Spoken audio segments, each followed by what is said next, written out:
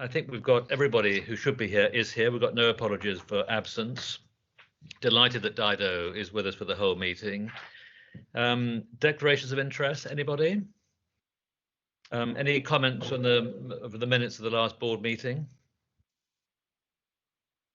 Right, well, just very briefly from Dido and myself. Dido, do you want to say a few words? Well, no, just how great it is to be with everybody, but just very briefly to remind everyone that this is a board meeting in public, not a public meeting. And obviously, given the circumstances, as we're still in a level 4 incident, we're conducting this entirely virtually. What that does mean, though, is I'm sure, David, you'll join me if anyone does want to raise issues or questions with David and I after the meeting directly. We're always available and happy to do that, but not in the meeting itself as normal. Thank you, Dido. And I think just from Dido and myself, this is our first. We're having this board meeting when we still have a really serious health crisis in the country, and I think again from both of us just to recognise the extraordinary work that's been done across the NHS has been done over the last 3 months and will have to carry on being done over the next few months. So with that, I'm going to hand over to Simon to give his Chief Executive's report. Thank you, David. Thank you, colleagues. We last met on 26th of March as a public board meeting, and on that day there were just over 5,000 coronavirus positive inpatients in hospitals across England. A fortnight later, that number reached nearly 19,000, and the number of coronavirus patients in critical care tripled. So the NHS has been under enormous pressure in the intervening days and weeks since the middle and end of March. We've looked after 102,000 coronavirus positive inpatients, most of whom elderly, all of whom vulnerable, and every single person who needed hospital care in this country for coronavirus able to get it. That is at its heart a tribute to the work of NHS staff right across the country. And the very first thing we must do as a board, I think, is join the whole of the rest of the country in placing on record our gratitude to our colleagues. Next weekend will mark the 72nd anniversary of the NHS. And on Saturday, the 4th of July, we will take time to remember and mourn those that we and families and communities have lost to coronavirus through this pandemic. And then the next day, on Sunday the 5th, we will once again tramp for carers, but this time it will be those of us in the NHS who are paying tribute and thanking everybody who helped us help patients across the country. We have a massive job on our hands now to ensure that the health service is there for the full range of conditions that we are set up to treat, while doing so in a continuing era of the threat of coronavirus. A big part of what we're going to be discussing today and with the health service over the coming several weeks is how we restart those services that inevitably had to be deferred while we were looking after this huge spike in coronavirus patients. And Amanda and I will be setting out for the NHS the so-called phase 3 of the response in early July. Since January 30th, we have been operating at a so-called level 4 national incident as part of the emergency preparedness and response framework. This is the longest sustained national emergency response that the health service has had to deal with in its 72-year history. My intention is that we will see during the course of July the unfolding of some of the social restrictions and the impact that that has on the infection rate. And assuming that that continues to succeed and we don't see significant upward spikes in that period, then come the end of July, we would look to move down from being a level 4 national incident, and we will set that out by July 31st. But we want to stay highly attentive during July to how the pandemic continues to evolve before making that call. In the meantime, it's also worth, of course, recording that lots of other aspects of the health services work has continued. I'd like to thank GPs and the fact that over 98% of them have now joined the new primary care network and the PCN contracts that were on offer. I'd like to thank trusts as well as CCGs across the country for the financial discipline that was shown throughout last year, 2019-20. We'll be laying our combined accounts before Parliament in due course, but as the audit process comes to a conclusion, it is clear that once again, the NHS balanced its books, and as planned, we halved the number of trusts in deficit, while also delivering on important commitments such as the mental health investment standard, by which we guarantee that at a national level, the resources going into mental health services grow faster than those for the NHS overall. But the key challenge in front of us now is to ensure that as we restart services, we lock in some of the innovative gains that we have made during this period, and we use the harsh spotlight that coronavirus has shone on deep-seated health and social inequalities in this country, particularly as they relate to Black, Asian and minority ethnic communities, but not only those members of our society, to redesign a proactive response as to what a new NHS will look like. And that's why we make no apology for having that as a further specific agenda item before us this afternoon. Thank you very much, David. Thank you very much, Simon. So any questions from the board to Simon?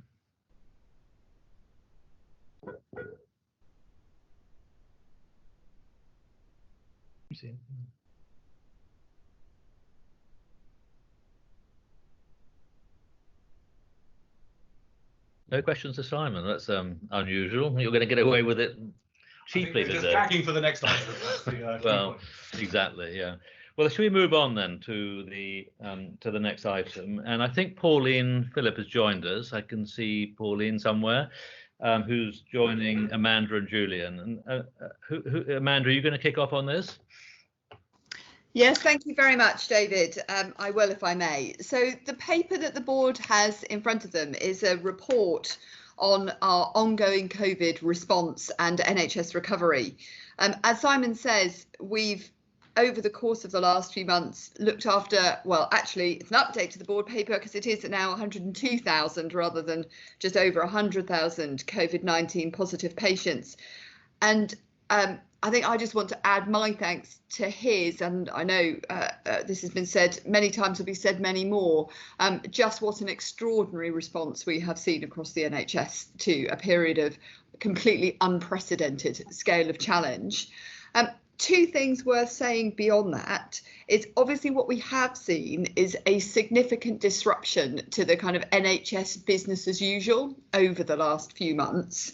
And we've also seen a very significant impact on the behaviour of the public in how they have accessed health services over that time. So in the paper, the first thing that we've talked about here, and I'm sure Pauline will want to say more about this, is around urgent and emergency care, where what we've seen over the last few months actually has been a very significant drop-off in the number of people attending accident emergency in particular, and although attendances are now rising again, they're not yet back to pre-COVID levels.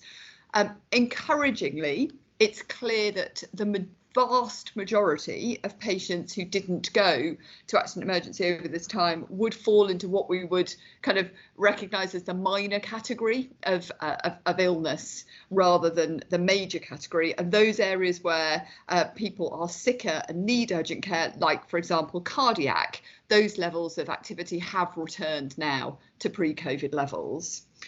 Another area where we've seen actually a real change in behaviour has been access to 111. So the 111 service increased calls from around sort of 300 to 350,000 per week to 800,000 per week during March. And again, activity levels have gone back to much more like normal levels, but clearly there is an opportunity for us to continue to direct people to 111, because that's a very effective way of making sure the public are directed to the right place for care, rather than necessarily always requiring face-to-face care. We've seen, if I just move on to talking about referrals treatment times and access. What we did do during the COVID response was ask the NHS to prioritise urgent surgery and urgent access, so particularly, for example, cancer care, and therefore to cut back on non-urgent elective activity. At the same time, the number of people being referred into the system for elective care also decreased. So overall, actually, the total waiting list size fell across March and April. But I think what we absolutely have seen, and we would expect to see, is an increase in the length of time that some of the less urgent people whose requirements are less urgent are now waiting. We've seen at the same time a big increase in the use of digital telephone video consultations to ensure that access has been maintained for people with primary care, mental health and secondary care over this period. And that again is something that we're clearly seeing continued and maintained as we move into this kind of next phase of the COVID response. I've just mentioned cancer, and just to say one final thing on cancer, which is that we have seen again over recent weeks an increase in the number of people being referred on our 2-week wait cancer pathways. I think we would still want very much to emphasise the message that anyone with worrying symptoms should seek help from primary care, and that we are absolutely open for business as far as cancer care is concerned. That we have introduced a national campaign, Help Us to Help You, which I hope and I think we believe has gone some way to reassuring people that actually they should still can come forward if they have worrying symptoms. Final, just few things to mention. I just wanted to say a word about diagnostics, because we are very aware that some of the challenges of providing care in a safe way when you have coronavirus circulating require us to operate now with infection control procedures, PPE, that do make it much more difficult to provide some services as efficiently and as productively as we were able to do in a kind of non-COVID situation. Diagnostics has been an area that's struggled particularly with that, because it's such a generally high throughput area that adding time in for cleaning, for donning and doffing PPE, for air changes does make a substantial impact on the ability to get through high volumes of patients. So we have seen an increase in the number of people waiting over 6 weeks for diagnostic tests. It's an area where local systems are working very hard at the moment to come up with plans to make sure that they are maximising the available capacity that they have, and thinking about new pathways, new ways of providing services efficiently and effectively, and also looking at other options such as use of the private sector, independent sector, to provide additional capacity. Final couple of things, just to say, to echo what Simon has said about, again, the extraordinary response from colleagues in primary care, community care, mental health, community pharmacy, dental, optometry. We put in place a remote triage model in primary care, and in fact, in all of those areas, we've seen the creation of new services such as the pharmacy clinical assessment service, the recruitment of over 1,600 GPs for the COVID clinical assessment service. All have made a huge contribution to maintaining access to services through this COVID period, and dental services. Similarly, over 800,000 remote triages have taken place over the past few months, and urgent dental care, of course, provided within 628 community primary and secondary care settings as part of our urgent dental care hubs. Mental health has continued throughout. They have been able to go faster on implementing some of the commitments in the long-term plan, such as 24/7 crisis services, and they continue to see the same commitment. We have continued to maintain this same commitment. Sorry, there was just a bit of I just heard a noise on the line. They've continued to maintain the same funding commitments. So mental health absolutely maintained throughout and gone further, gone faster, indeed, as many areas have in response to the challenge. Final thing I just wanted to say in terms of service specific updates was around people with a learning disability, autism or both. During the pandemic, we have seen an increase in discharges from specialist inpatient care, which is very much what we had planned for pre-COVID as well, but a huge amount of work underway now, of course, to ensure that we have the community support available to mean people can be supported effectively in the community, and that we don't now see an increase in admissions, given that we are expecting to see an increase in demand for mental health services on the back of COVID-19. Similar level of investment obviously maintained to support learning disabilities and or autism services going forward. Final thing for me is just, so what's next? We're working now with all of the regions who are in turn working with systems to make sure that we've got clear restoration plans in place across all of these services. At a national level, we've maintained, as Simon said, under our level 4 incident, our cell structure so that we're providing support across a number of key areas, workforce, policy areas, really being able to continue to use the expertise of our national clinical leads to design and develop and then implement best practice pathways, continue to work with partners in public health on implementation of infection prevention and control measures, continue to work with colleagues in the Department of Health on things like the supply of PPE.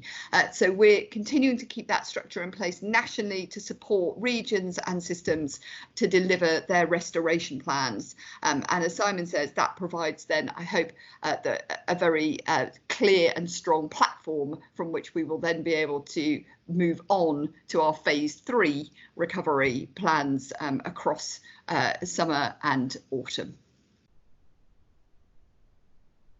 Thank you very much, Amanda. Pauline, did you have anything you wanted to add to what Amanda said? I have very little to add. I think Amanda has covered most of the paper, and maybe just one or two small points to make. I think in addition to the excellent work that was done by our 111 service during the period, to just call out the work that has also been done by our ambulance services. And I think the board will note from the paper that during the month of May, the ambulance service met all 6 standards nationally.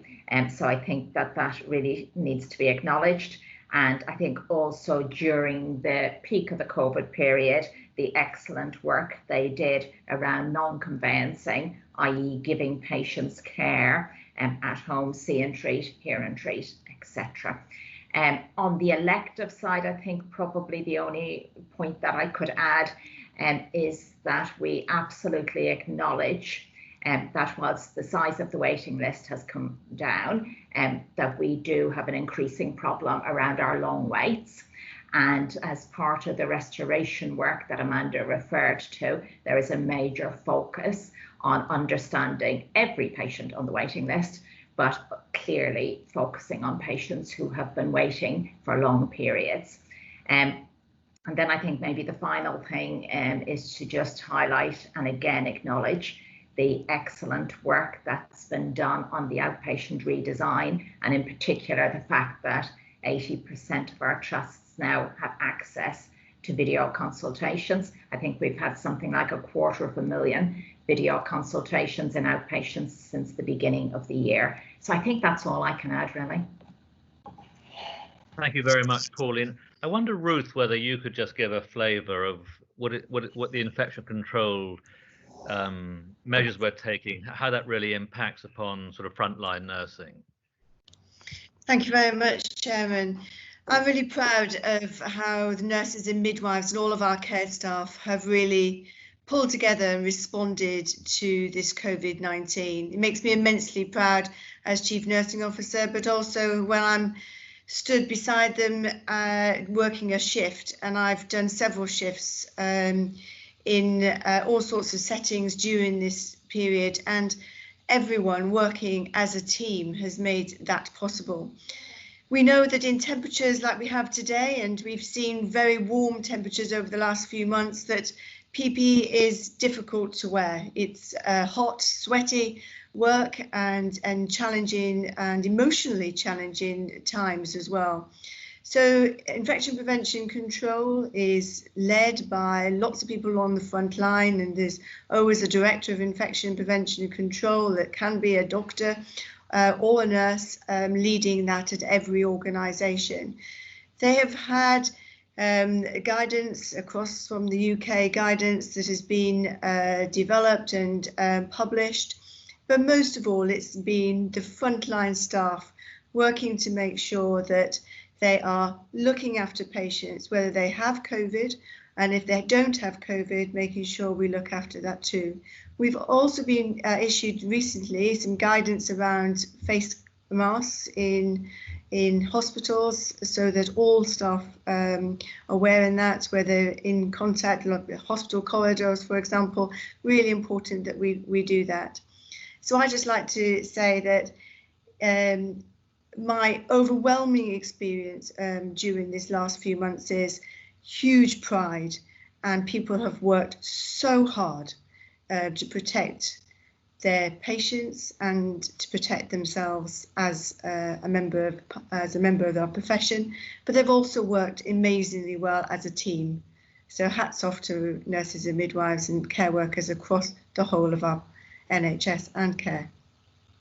Thank you very much, Ruth. And Steve, from the doctor's perspective, this very difficult balance between infection control and wanting to try and get through the diagnostic and elective care waiting times. How is the profession handling that difficult dynamic?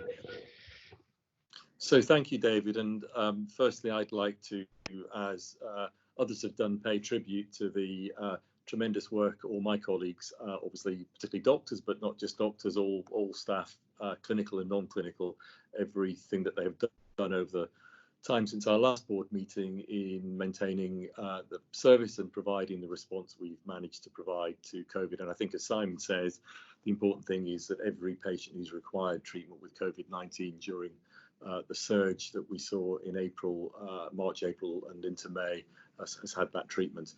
But you're right, we're now in that transition period where we're moving from a peak of infections in April down to a level of lower community transmission, lower prevalence in the community.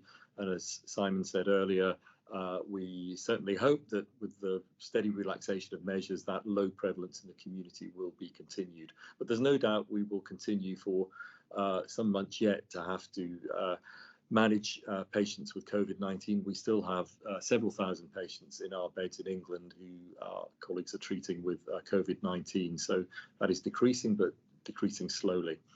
And we also have to face this balance between protecting staff and patients through good infection prevention and control with a new virus, a virus that we haven't had to deal with before, with the requirement and the need to get back to business, as Amanda has said. And there is no doubt that there is a tension, if you want. There is a balance to be struck between that good infection prevention and control, which is paramount, but also getting the sort of throughput in terms of cases through that we're used to in all our services, from diagnostic services through to emergency services and routine services. And I think at this point, as we're transiting from the peak through to lower prevalence in the communities, we are learning how to do that, and that will continue to evolve. The final point, final 2 points I'd make is, one, it is challenging, but we will be working our way through it with colleagues. And secondly, it's not unique to us. So you and I have spoken to colleagues in other countries recently, David, and they have described the challenges they're having in doing exactly the same. And I know Tim Ferris is one of our non-executive directors, who I think should be on the call today. I can't see him on my iPad, but I'm sure he's there, works at the Massachusetts General Hospital in Boston, very famous teaching hospital, and he would describe to exactly the same challenges that they face in that healthcare environment. So I think collectively we need to work our way through how we manage COVID in this new environment, maintaining infection prevention control to keep staff, patients safe, to give patients confidence, but also to ensure that we can get services back up and running so that we can provide the care at the speed that we've always provided to the citizens of this country. Thank you very much, Steve. I mean, Tim, could you give us a perspective from Boston, if you like, and how different is it there compared to where it is here? Sure, David. It's actually remarkably similar, and I should start off by following all of my colleagues on the board and in congratulating the NHS in their accomplishments. I've done shifts myself in our ICUs and on our floors and in our respiratory outpatient facilities, and understand the tension between all the PPE and the fears, which have largely abated because we've shown that the PPE is effective. But then moving more directly to your question, David, and following up on what Steve says, the backlog of services and the need to produce high quality services for a large number of people who've really had delayed services, and the population health impacts of those delays. We need to really focus on how we get back to work, but in a way that acknowledges the safety issues around working in a world where we don't have and will not have perfect knowledge of who is infected. And so balancing the risks and the production issues comes right down to the point of the people working on the front lines.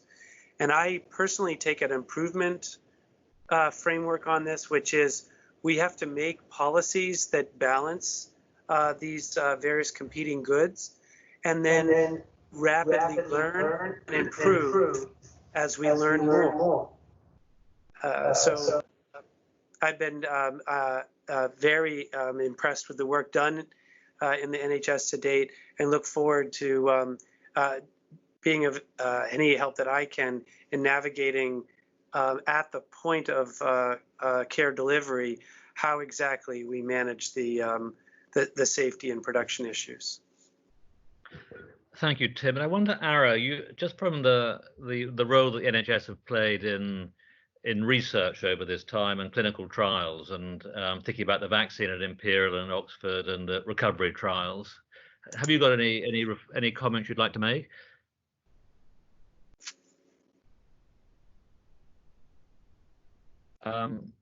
Steve, maybe you'd like to pick up that question. I can't see. Ara slipped off the screen for a minute. Yes, I'm very happy to pick that up. So I'll start with the recovery trial, which has been going on in over 170, I think, of our trusts throughout the country. It's a UK-wide study. And I think what that shows is the real benefit of having a coordinated, joined-up health system where we can really pursue research questions at pace. And the trialists at Oxford University who've been leading this are very well used to designing simple studies that can be done in this sort of situation. They've got a long history of this sort of study with a fairly straightforward design that can be done at a very busy time, but get the answers that are required. And I think it's a tribute to that group, but also to the research capabilities and the research intent of this country to get a question through research, and of course the determination of our colleagues in our NHS hospitals and organisations to participate and to ensure that patients are offered the chance to join these studies to get that answer, and of course above all to the patients who agreed and consented to go into the study. And I think the pre-publication has now been published this week, so people can see the data. It looks impressive enough for us to to recommend that it's taken into consideration by clinicians in their treatment in the UK. It's been picked up, I know, by the World Health Organization and others. And so I think that is something that the NHS should be able to do well, can do well, and has done well during this epidemic. Vaccine development, of course, a similar story. We're going at pace, lots of vaccine development across the world. As the Chief Scientific Advisor and Chief Medical Officer said, vaccine development is never straightforward. Some of the vaccines that are being developed are RNA vaccines, so those are new types of vaccines. So again, innovation is at the fore here. But that, of course, means that there'll be additional challenges, no doubt, in getting those vaccines through. So I think vaccine development in this epidemic is proceeding at a pace that we've never seen before. We are all very hopeful, of course, that we will get to a vaccine that works as soon as possible, because that is undoubtedly, with therapeutics such as what we've seen with dexamethasone in the recovery trial, are the exit strategies, the way we can get out of this beyond social distancing. And the one other thing I would say is it's not only in the therapeutics that we can apply the principles of academic study and research. So, for instance, in testing, in knowing who to test and when to test, in what a positive antibody test means in terms of immunity, that is research we can do in the NHS as well. And Public Health England have launched the SIREN study, which is a study recruiting 100,000 NHS staff to sequentially measure antigen response, either whether you have the virus or not, and antibody response, whether you've had it, and then follow people over time to determine what immunity they develop and how long lasting it is. And that's another research question, to a slightly different question, but one that's equally important, that I think the NHS is incredibly well placed to answer. And that's why when we wrote out yesterday to trusts, we emphasised, on the advice of Chief Medical Officer, but we all agree with that we should really be prioritising getting into that sort of study, getting into SIREN study in particular, so that we have the answers to the questions that remain unanswered at the moment. Thank you, Steve. Any questions from any of the board? David, just briefly from me, if that's okay.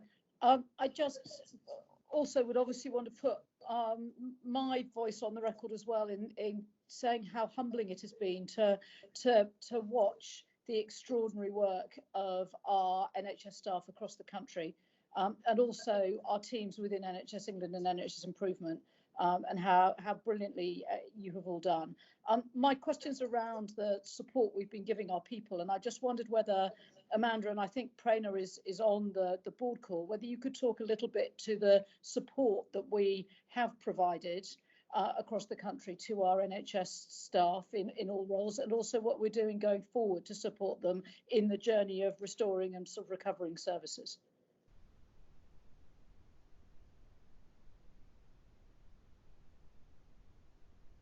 Prerna? Sorry, I was waiting for Amanda to come in first, but I'm happy to go. Yeah, so we, right in the beginning, we had focused on the need that our staff will have to be supported and to access support, confidentially, safely in their own times, and in a multitude of ways. The people plan had put health and safety and well-being, mental health of our staff right at the top of the agenda. But what COVID showed us was that actually we need to accelerate that offer. So there was I'll talk first about at the national level, but there have been very, very powerful interventions at local level that have supported staff as well.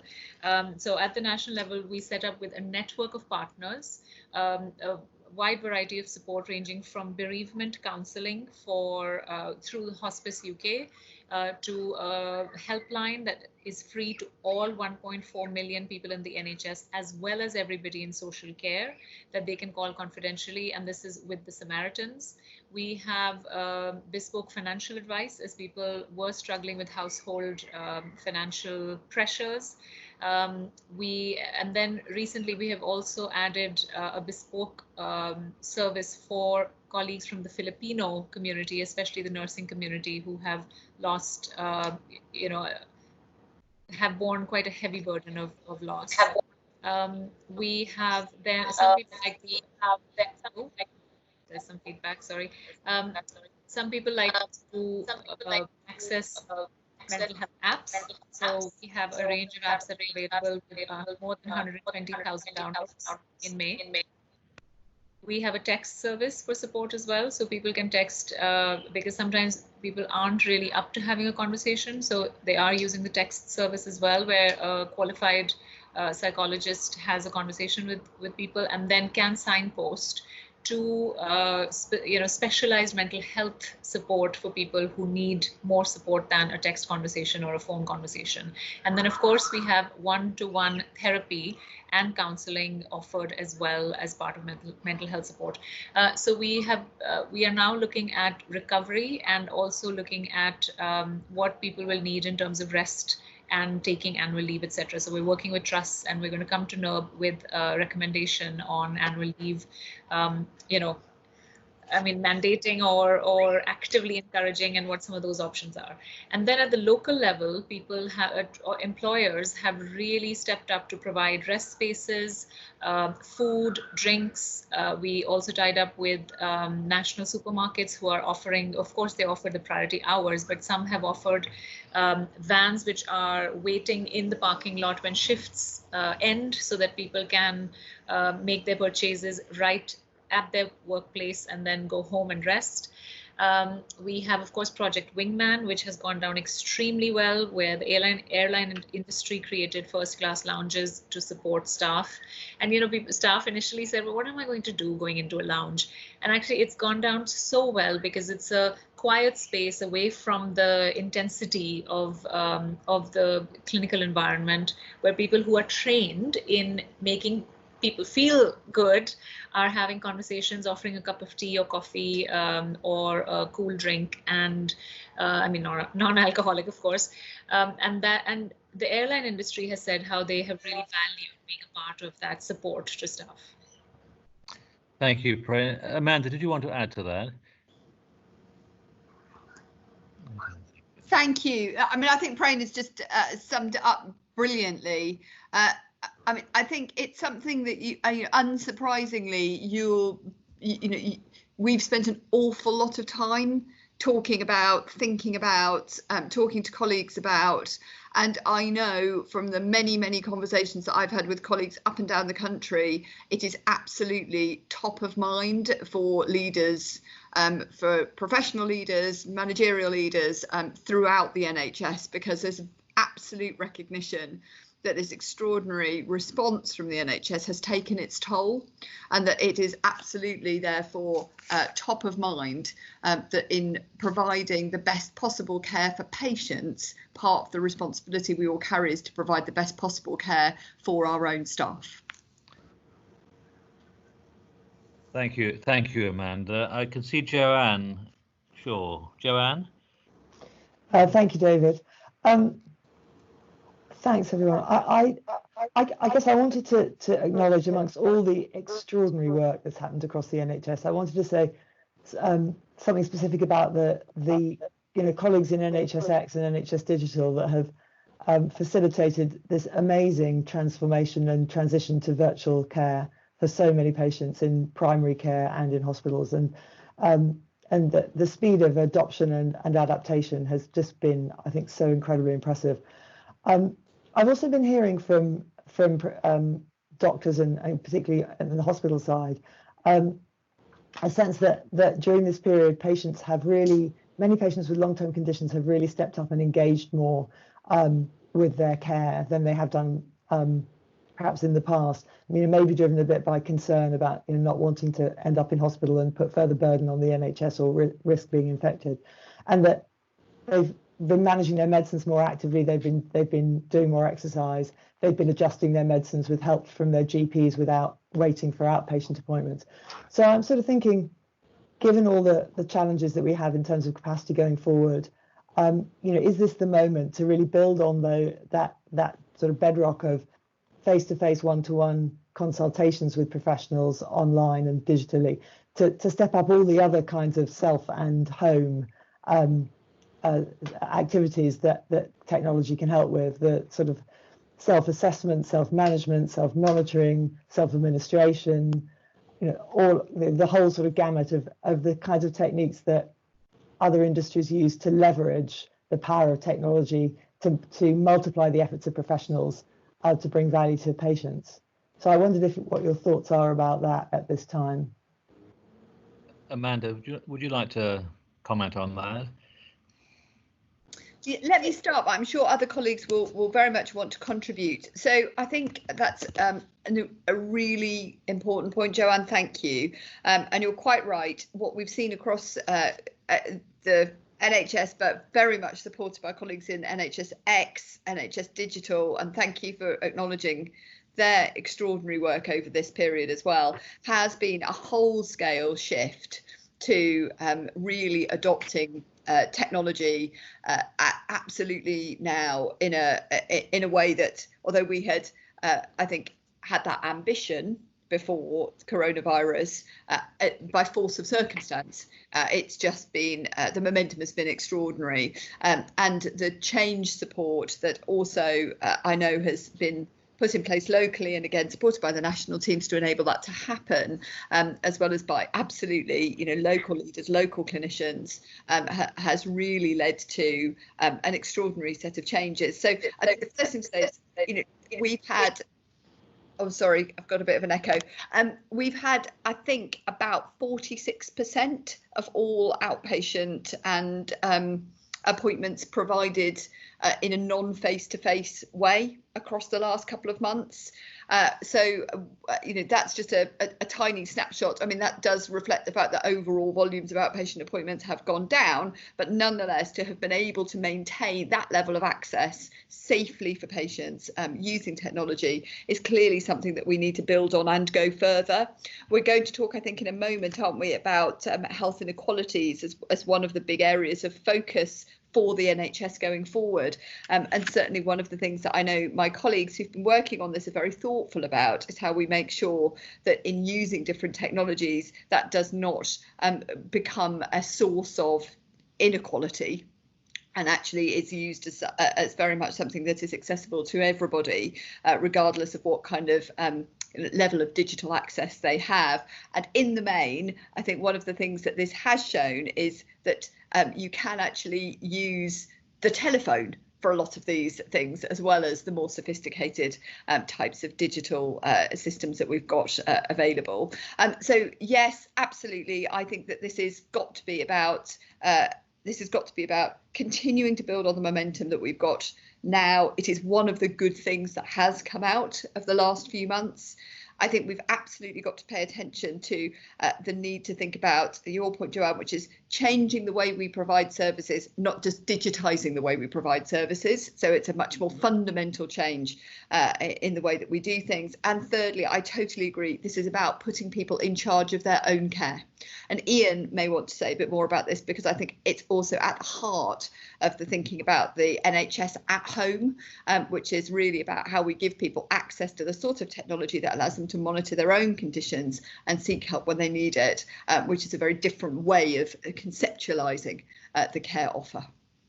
Ian, would you like to comment on that? Thank you very much, David and Amanda and Joanne. And I think the point you make, Joanne, around self-management is incredibly well made. Back in January 2019, NHS England's Public Board had a presentation from James Sanderson, our Director of Personalised Care, where we launched our programme of personalised care and 6 different pillars within that. Since then, there's been a huge amount of work on care and support planning, on the work around patient activation, on driving use of personal health budgets, and social prescribing. And at the heart of all of that work is how do we end up really empowering individuals. And it would be great at some stage to come back and tell the board more about where we are on that, because I think we're mainly ahead of trajectory. James is now also leading the work that Amanda has alluded to around reinvigorating a drive on telemedicine and telehealth. And I was really encouraged that the government's white paper, Rebuilding Our Future, made really explicit reference to that opportunity. And what James is looking to do is to learn the lessons from previous attempts to embed telemedicine and telehealth in the NHS. For example, the whole system demonstrators in 2011 that Ara was involved in. And I think now is exactly the right moment to take this opportunity. So thank you for raising. Thank you, Ian. I think we may well bring back the hospital at home concept back to a subsequent board meeting. We mustn't leave this section of the meeting without bringing Julian in, I think. Julian, are you there? I'm here. What would you like me to pick up, David?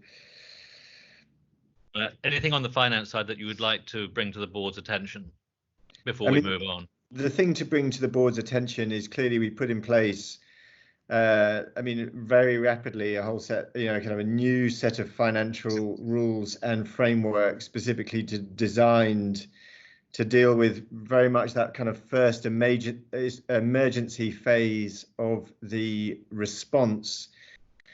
In essence, to take out a lot of the sort of contracting and commissioning work and guarantee levels of income, and allow people to kind of reflect and claim some of the additional costs we knew they were going to face due to COVID when we didn't quite know what those were going to be.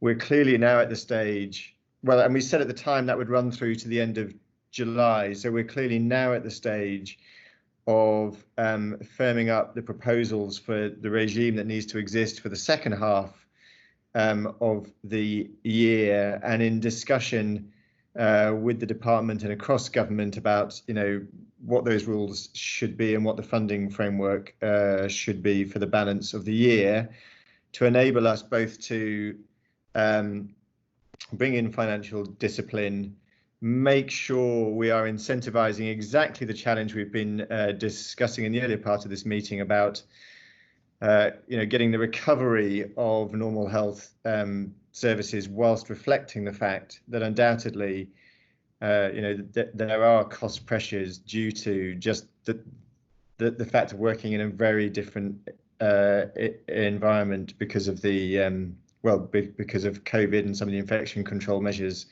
that are required.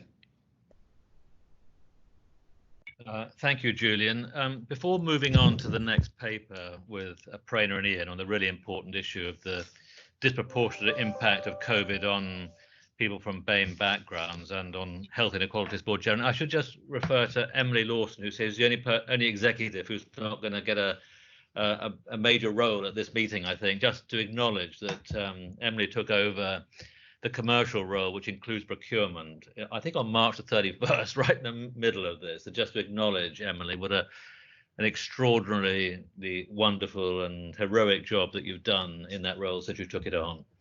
But just to acknowledge that, because maybe at the next meeting we'll have more to say about procurement and supply issues. But so could we now move on to Prana, please, for your paper?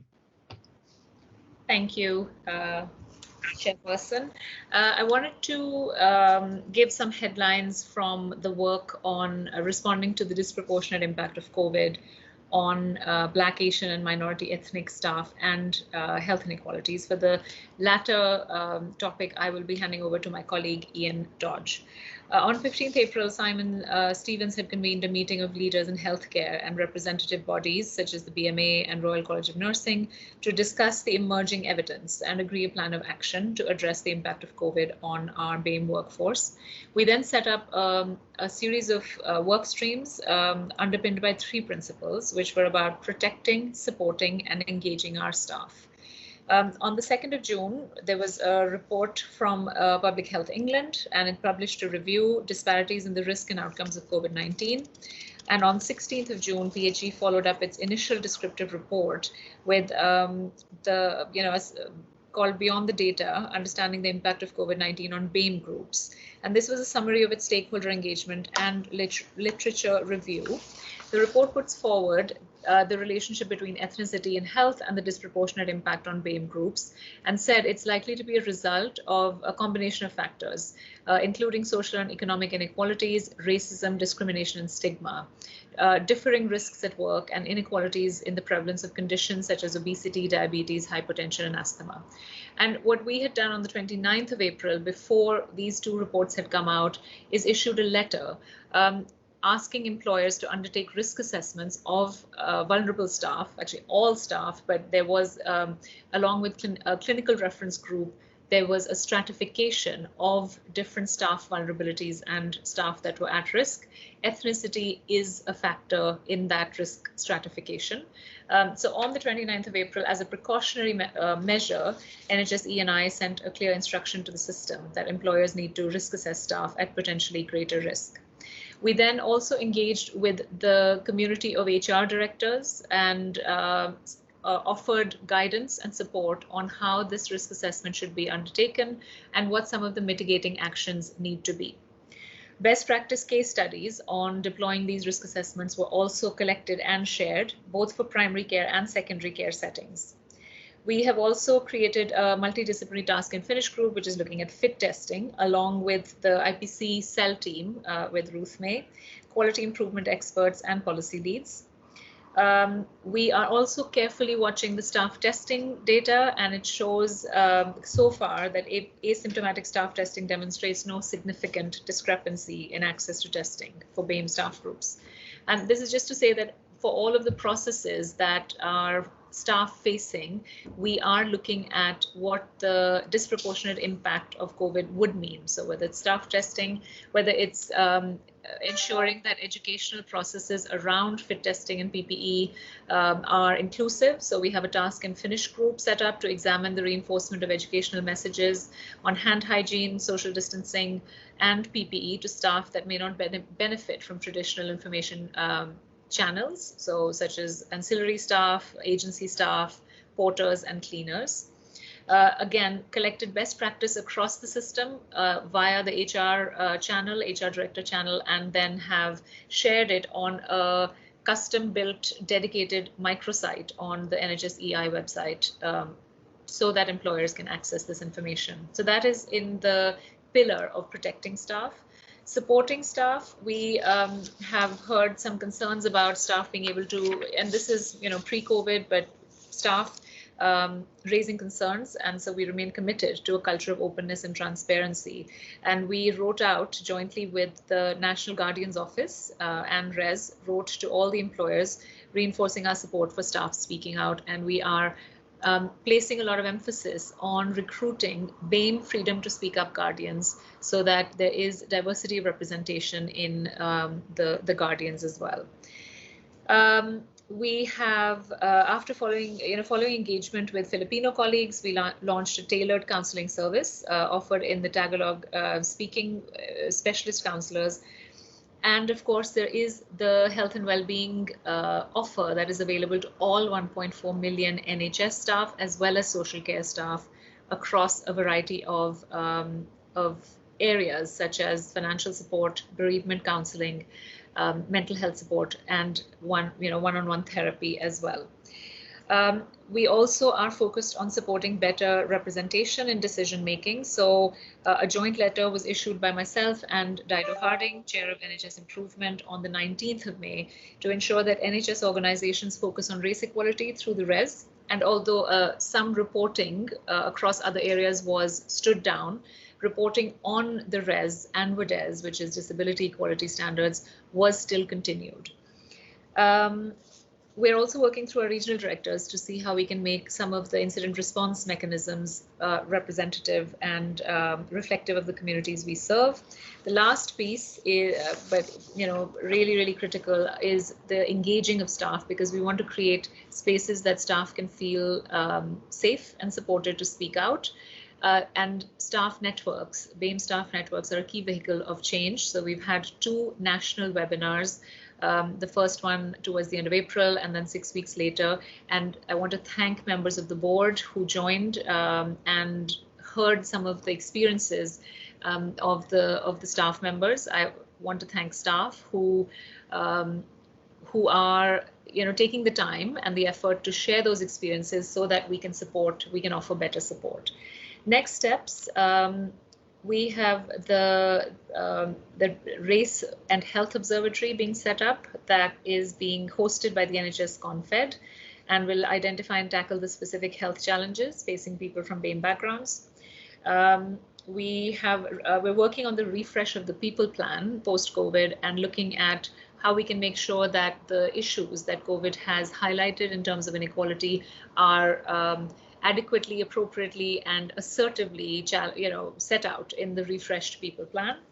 And I think I will stop here and say that I think this is a moment that we're all seeing the opportunity to make sure that we can continue the work. There's a lot more to do, but this is the #1 issue that everybody is focused on. And we've seen in the last couple of weeks, just on the very tangible measure of risk assessments, a real uptick in trusts reporting 100% risk assessment for their staff via the HR directors. So let me hand over to Ian. Thank you, Prerna. So I'm going to touch on health inequalities. Local systems have already been doing a lot to tackle inequalities in healthcare delivery as part of the implementation of the long-term plan.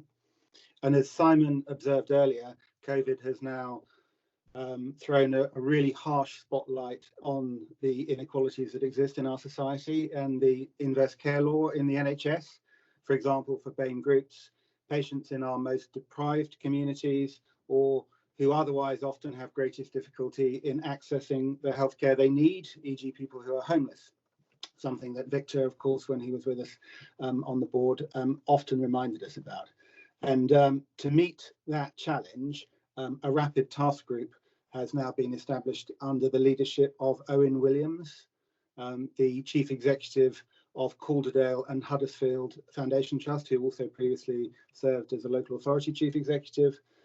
And our deliberate focus is to try and generate more momentum right now. So the exam question Owen is posing is, what practical changes is the NHS now going to achieve with its partners in the next 6 months? These outputs will feed into the NHS recovery work on phase 3 that Simon and Amanda have talked about. And the final point I wanted to make is really one on behalf of the whole executive team, the national directors and the regional directors, that all of us are committed to embedding a strong focus on inequalities within our programs, our regions, systems, local communities and neighbourhoods as key deliverables for the NHS, working with our partners. Thank you. Thank you, Ian. Well, you feel very passionately about this issue, and you wrote a note to the board, setting out your views. I mean, have you got any reflections you'd like to share with us? Yeah, I mean, I think that the issue, as I think I mentioned already, has been exposed very harshly by this crisis, and it's a shame it's taken the crisis to expose the issue. The important thing is that we can see, we measure and we see visible change as soon as possible, not just because of this issue around the impact of COVID on BAME, but also in thinking about the roles being performed. And that's one of the things Prerna mentioned in her introduction. Some of the roles that have been performed and what that exposed them to, and also the issue about how people speak up. I mean, that issue of speaking up and some of the most basic requirements for safety probably contributed to the rather high incidence of COVID deaths on BAME staff. But I'm encouraged, and I know that that the board takes this very seriously, and we can see that beefing up that speaking up, particularly with BAME representatives, is a path through, but it's not the only answer. And I know that in future meetings, Prerna and her colleagues will be coming forward with further initiatives to make sure that this doesn't become a flash in the pan issue. It's something that's actually on our agenda that we take extremely seriously and continue to deliver for these vastly important segment of our workforce. Thank you. Well, I want to, David Roberts, whether you've talked very passionately as well about health inequalities, whether you have anything you'd like to add to that. So I think thank you, David. I've spent the last period of time reflecting and then listening and talking to people across many different areas, such as Perena and Wal would be two great examples of that. And I think the thing that strikes me most is the environment we have to create is where each and every one of us recognize our responsibility to call out, tackle unacceptable behavior at every time we see it. And I've learned more, and my eyes have been opened talking to members of the BAME community over the last 2 weeks than perhaps I thought before. So I think there's something for all of us to learn. The second thing is that, you know, I've been on a couple of these calls, and what is absolutely clear is actions will speak louder than words. And therefore, I think we have to be really clear on the leadership standards we accept or not accept, and be willing to address and take action where those standards are not met. And thirdly, I think that boards at all level, and you know, this is a conversation on the other boards that I have the privilege to serve on, that they take ownership of this issue. And I've seen, you know, I've been incredibly moved by just the sort of the sheer spirit, bravery and commitment of some of the colleagues, you know, right across the NHS, but particularly some of the people from the BAME community who I've spoken to, who have just, despite an environment that in certain places has not been conducive, have just done the most remarkable job for patients, even though it's not been a great environment for them personally. And we should thank and commend them, but also set out that we owe it to everyone that is not allowed to continue. Thank you, David. Well, look, Prerna, you can tell from both what Wal and David were saying and what Dido has said, I've said, others and Simon has said, that you've got the full support of the board behind what you're trying to do and are going to do. So all power to your elbow. And Ian, the Health Inequalities Board generally is hugely important, particularly as we move into a recession over the next year or two. You know, absolutely essential to what we do. Good. Well, thank you all very much. There's a noting about the use of the seal, which I think is just for noting. On any other business, I wonder whether Dido, have you got any sort of reflection you'd like to leave us with, and then maybe Laura as well, who's I know who's helping you a lot and has been over the last couple of weeks. No, well, but I should actually put on the record to thank Laura as my deputy for stepping up, as I have been quite busy on NHS Test and Trace.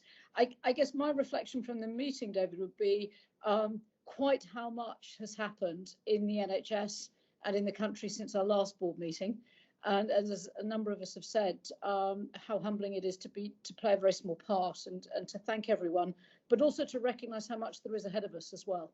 And that our next board meeting, there's some really important decisions and sort of laying that path for restoring services and preparing the service for the next 6 months. So it feels like we're at a very important pivotal moment, and sort of encouraging to hear the work that the team are doing, and really important that you know that you've got our full support. Laura, anything from you?